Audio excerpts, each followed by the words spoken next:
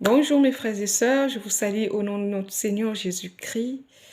Euh, en ce jour, je viens vers vous pour vous parler, pour partager avec vous ce message qui est très fort, ce message qui dérange tout le monde, le message de combat spirituel. Aujourd'hui, les fils de Dieu sont persécutés de toutes parts par toutes sortes de problèmes que le diable, par sa ruse, utilise ses agents pour combattre les enfants de Dieu. Mais je viens, par la grâce de notre Seigneur, vous fortifier par cette parole qui dit qu'à la croix, à l'œuvre achevée de Christ, il a détruit les œuvres des ténèbres.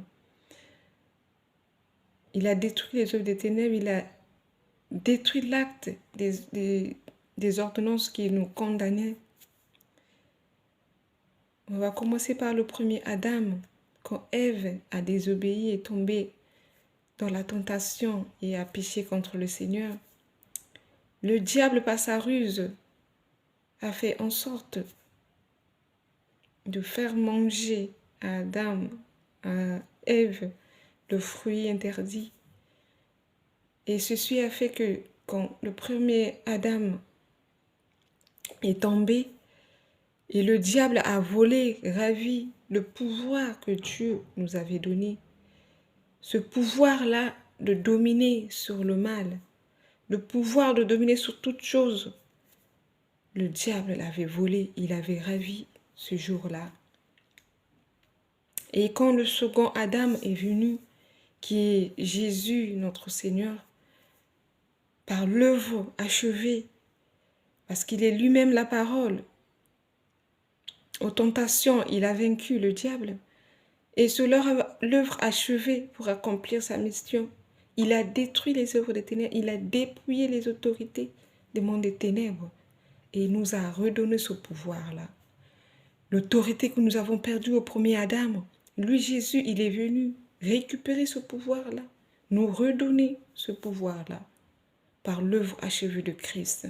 Ceci revient à dire que celui qui croit en lui, celui qui se donne à lui, il lui donne pleinement ce pouvoir-là de dominer sur le diable. Ceux qui sont dominés, c'est ceux qui ne veulent pas accepter le Christ, Jésus-Christ dans leur vie, et ceux qui ne veulent pas, ne veulent pas marcher avec lui dans la sincérité. Rappelez-vous, il est le maître de toute domination, de toute autorité. Alors toi qui l'as accepté, tu as accepté, tu lui as donné ta vie, il est venu en toi. Il t'a donné cette victoire-là, il t'a donné ce pouvoir-là de vaincre le mal. Parce qu'il a déjà vaincu Satan, Satan est dépouillé. Il faut l'admettre qu'il a dépouillé les œuvres des ténèbres.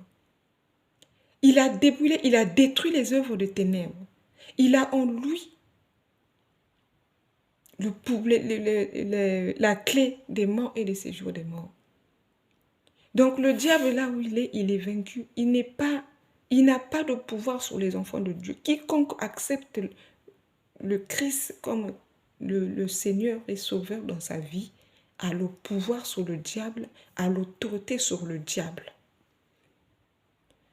Donc ceci revient à dire que nous avons le pouvoir de dominer le diable et de marcher sur lui, car nous portons en nous le nom de Jésus-Christ qui est au-dessus de tous les noms et devant lui tout genou fléchi.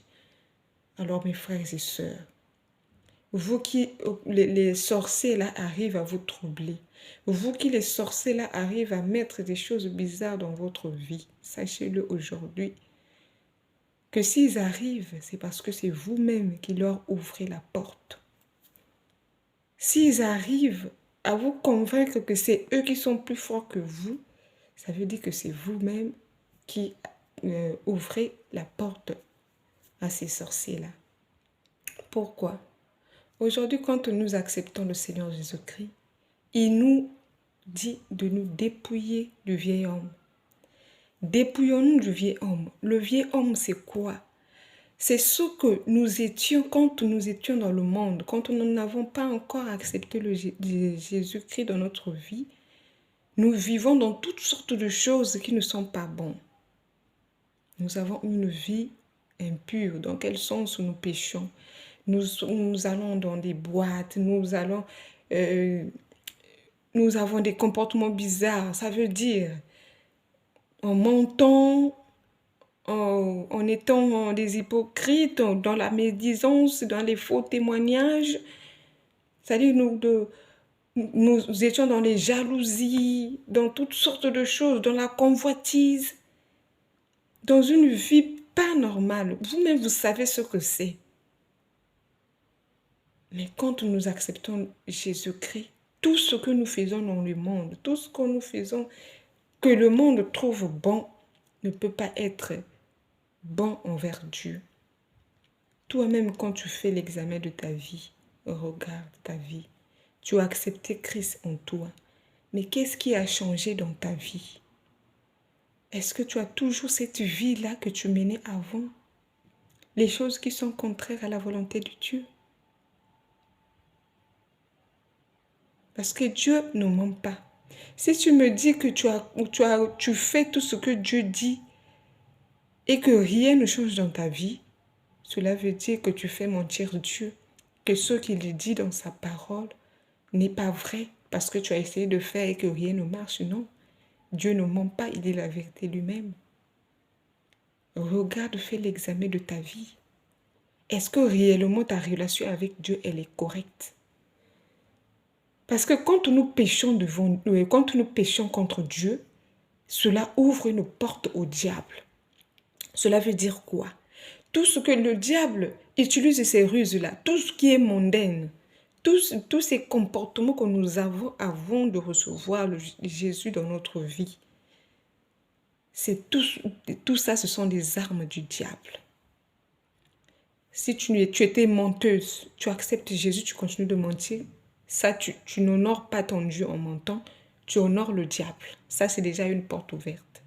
Si tu étais médisante ou médisant, quand tu n'avais pas encore accepté Jésus, quand tu acceptes Jésus, tu es toujours médisant, ça veut dire que tu honores le diable, tu ne honores pas Dieu. Quand tu étais tout le temps en colère, la haine, la méchanceté, tu ne pardonnes pas à ceux qui te font du mal, alors que Dieu dit qu'il faut pardonner. Toi, tu ne pardonnes pas. Tu n'honores pas Dieu. Tu as une vie de débauche. Tu as une vie d'impudicité. Toutes sortes de choses là qui n'honorent pas Dieu, tu continues de le faire. Sache-le que c'est une porte que tu ouvres au mal.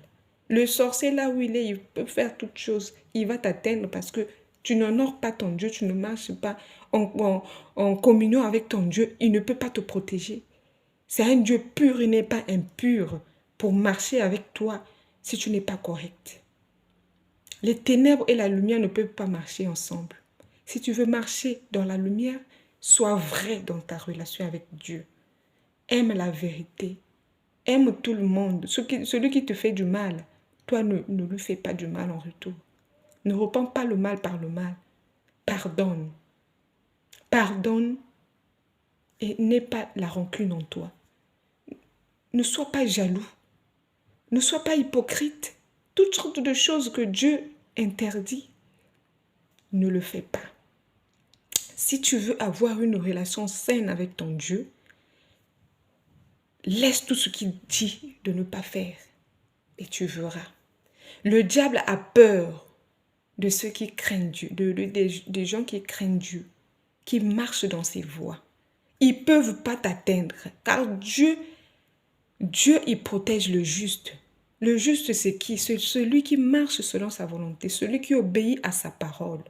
Regardez dans Éphésiens 5, le verset 3-5. Lisez. Regardez dans Éphésiens 6, les armes que Dieu nous donne pour résister aux ruses du diable.